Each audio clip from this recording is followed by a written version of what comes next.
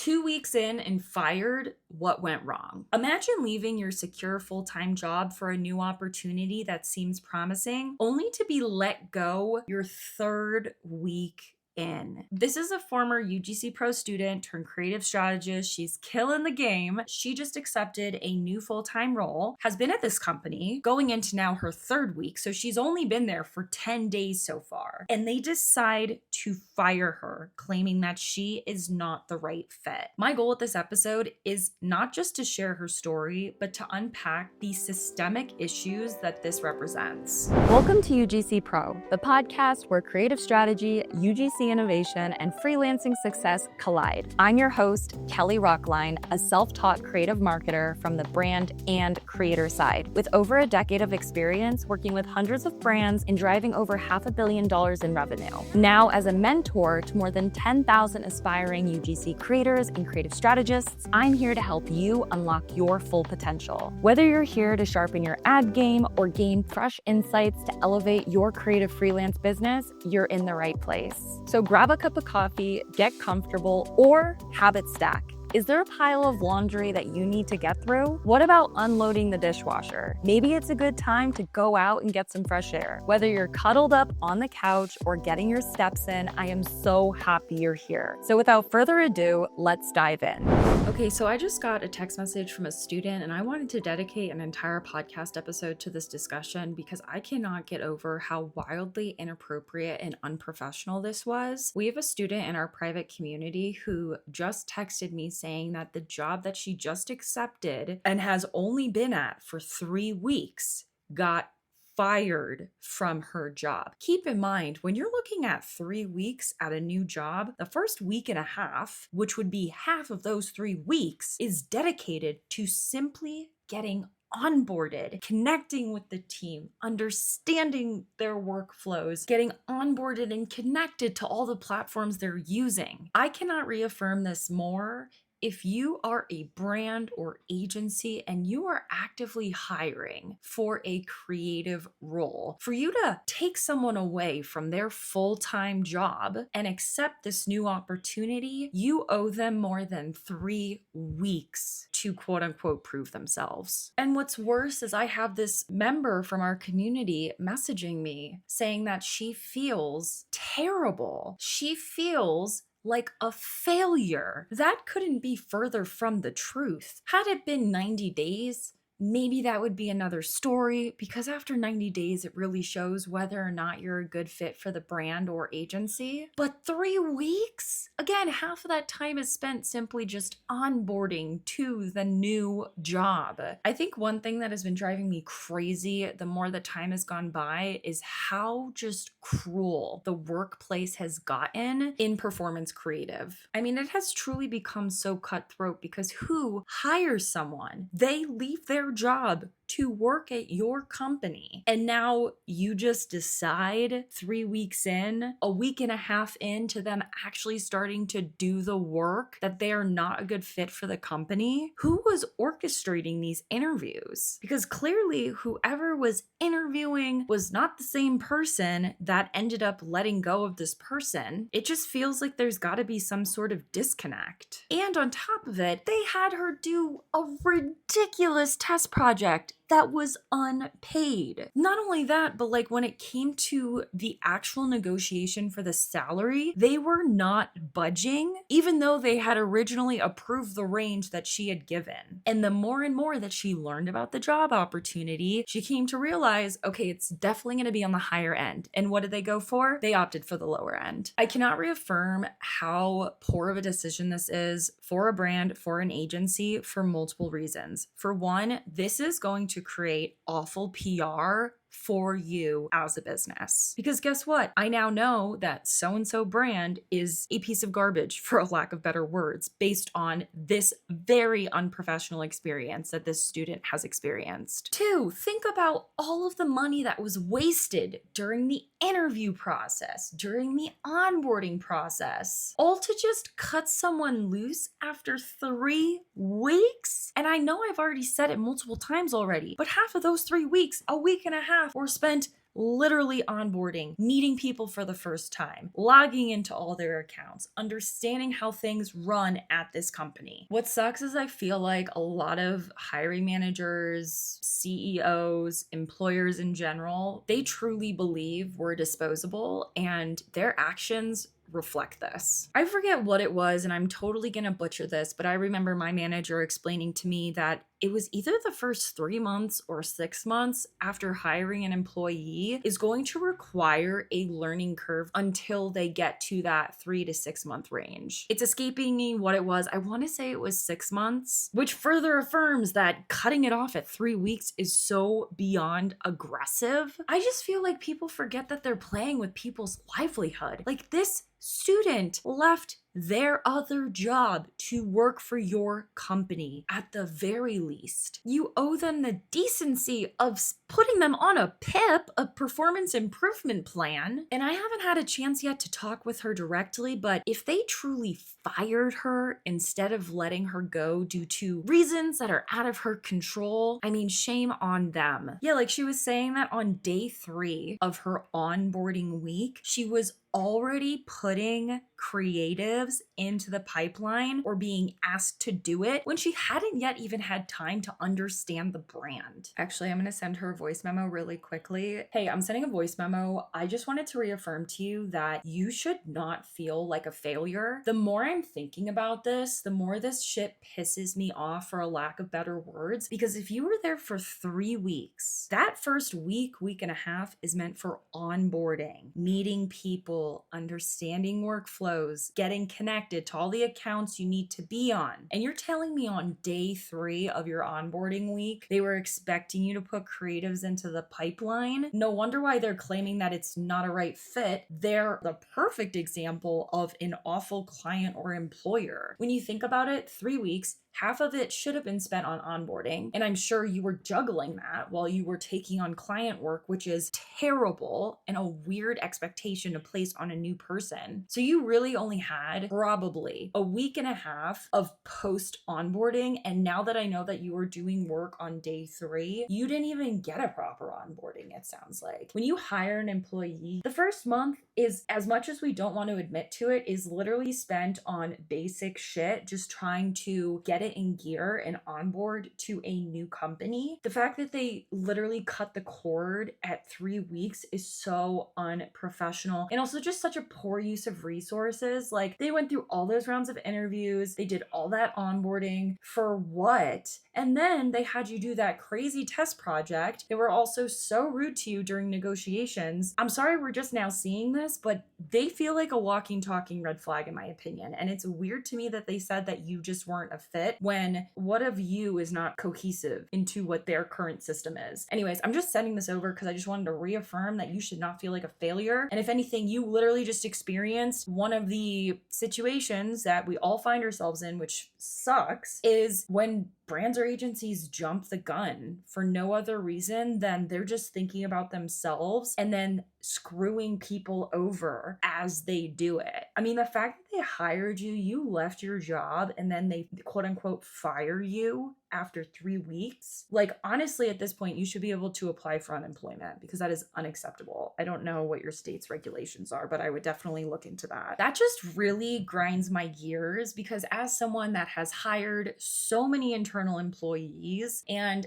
has even just hired external people like contractors, even when I hire a contractor, you gotta give them more than 3 weeks to test. This makes me feel like whoever is calling the shots at this company is way in over their head, because this is just not how things are supposed to go. But for some reason, it feels like this industry has completely lost track of what is acceptable, what is professional, and honestly, most importantly, leading with empathy and treating another person as an equal, in the sense of, you're a human being and I respect you. Dude, that just makes me so angry. And now she just thinks that there's something wrong with her. And what's crazy is I literally just texted her too, and she was just like, I literally just got fired. So I'm a bit in shock right now. I just started my 3rd week. She's only been there for 2 weeks. Also, just now realizing that you're just now starting your 3rd week, which means that you were only there for 2 weeks and they decided to make this decision. Okay, every time that I mention 3 weeks, just know that it's actually 2 because I misread the text message. She was just starting her 3rd week, which means she's only been with this company for 2 weeks and they made the decision to fire her when at least half of that time was spent onboarding. So what, you've only had 4 or 5 days? That's crazy. The last week of May was a holiday. You only had 9 days with this person and you are choosing to fire them. Unacceptable. Unacceptable. I think one of the things that companies get so wrong is short-term thinking and knee-jerk reactions. Firing within 3 weeks shows lack of foresight or processes in general. Not to mention, companies that are choosing to operate this way are underestimating the cost. And when I say cost, I'm not talking about money. I'm talking about reputation. I mean, I've heard some pretty crazy stories, but to decide that someone is not the right fit going into their 3rd week at the company, especially when their 1st week was the last week of May, meaning they only had 4 days because of Memorial Day, how are you going to act like you got everything you needed to know to make this decision within 10 business days? Like, talk about an unrealistic timeline to see if they're a good fit. Industry standard learning curves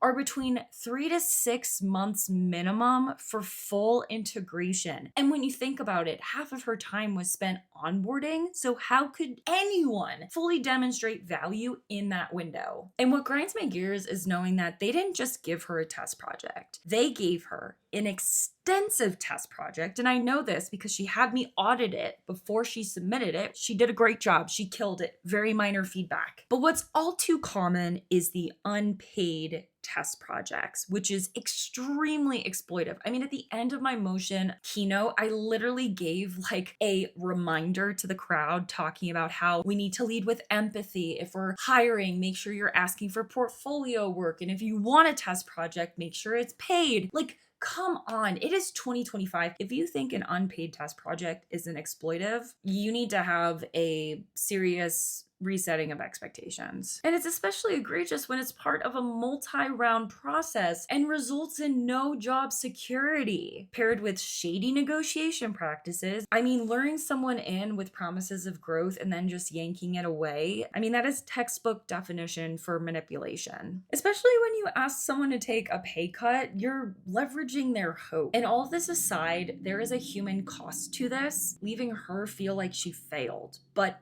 when we think about it and actually have a real conversation here, the company, they failed her. There's emotional, financial, and professional whiplash that comes from a sudden firing like this. This is your reminder that we are not disposable. We are not plug and play. We are humans who have bills to pay. This woman, she left her full-time job for this opportunity to then get this smack in the face. And I'm sure there's someone that's listening to this and wondering like, well, why does this reflect poorly on the company? Because I just don't see it. It hurts their employer brand because word spread in tight-knit industries like the UGC community. There's also no internal accountability around hiring decisions or onboarding structures clearly based on how things played out. Not to mention, hiring and firing recklessly makes you less desirable to future talent. Like, people talk in the community, and I'm going to recommend to this person to go to Mia's app,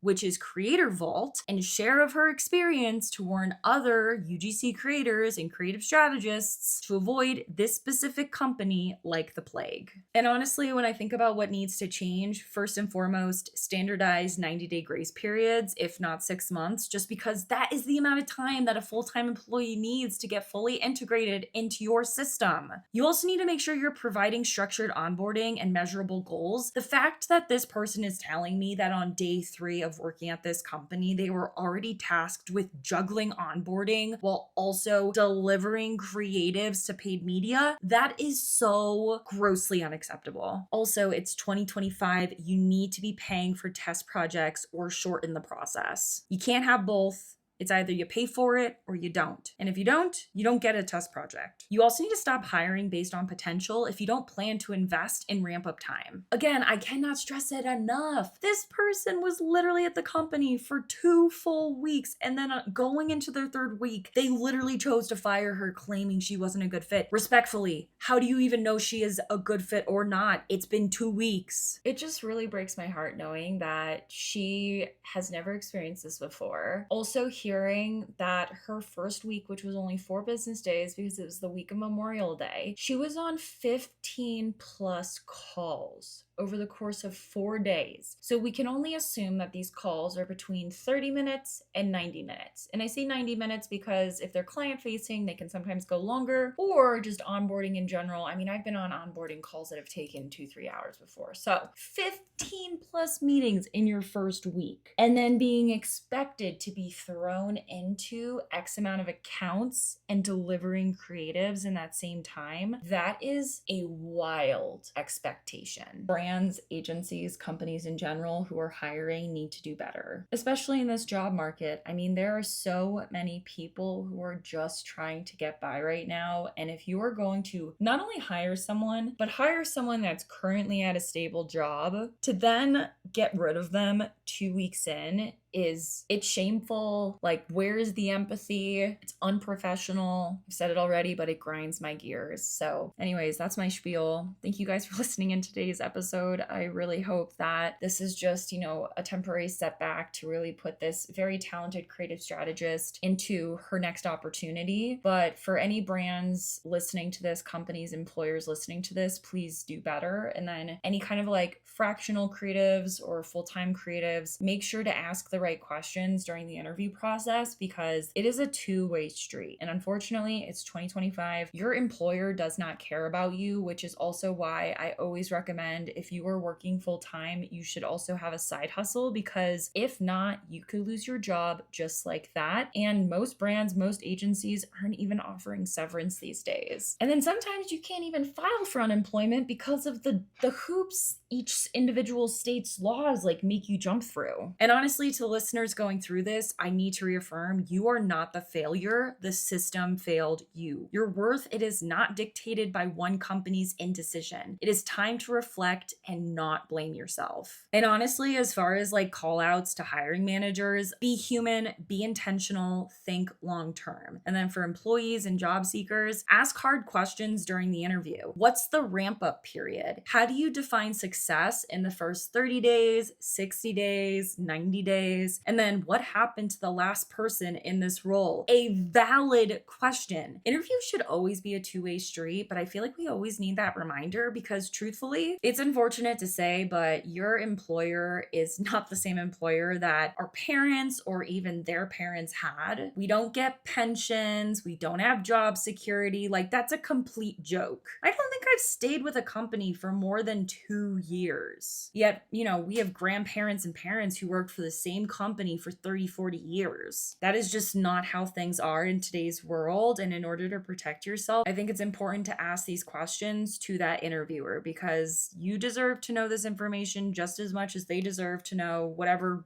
answers to the questions they have. I also just think it's super important to reinforce that people are not experiments. It just really makes me feel like so many employers have lost touch with the fact that they're playing with people's livelihood. And I'm sharing this person's story out loud so that others can see the warning signs and feel less alone. Honestly, hindsight is 2020, and this client, looking back, was a walking, talking red flag. And obviously this person is anonymous, and I am so sorry that she had to experience and learn this the hard way. And even though it hurts right now, I'm just here to reaffirm to her that she is not a failure. It was the company that failed her. Her worth is not dictated by one company's indecision. And if anything, I just want her to pump the brakes, take time to reflect, but definitely not blame herself, and start to figure out what next steps she could be taking. One of the perks of being a part of the UGC Pro community is you can be sourced for creative strategy work. So I'll definitely be reaching out to her because I could use her support. She's an incredibly talented creative strategist, and this company, they really fumbled the bag on this one. Thank you so much for listening to another episode of the UGC Pro Podcast. I hope today's episode gave you inspiration and practical steps to apply to your business. If you enjoyed this conversation, don't forget to hit follow, leave a review, and share it with another creator or marketer. And make sure to catch our next episode. Now, I don't want to give too much away, but let's just say you will not want to miss out. Until then, remember that success is a strategy and you are your most valuable client. So treat yourself like it. And lastly, if you aren't already connected with us on TikTok, Instagram, YouTube, X, look up UGC Pro and be sure to follow along. And as always, I wish you the best of luck on your UGC and creative strategy journey.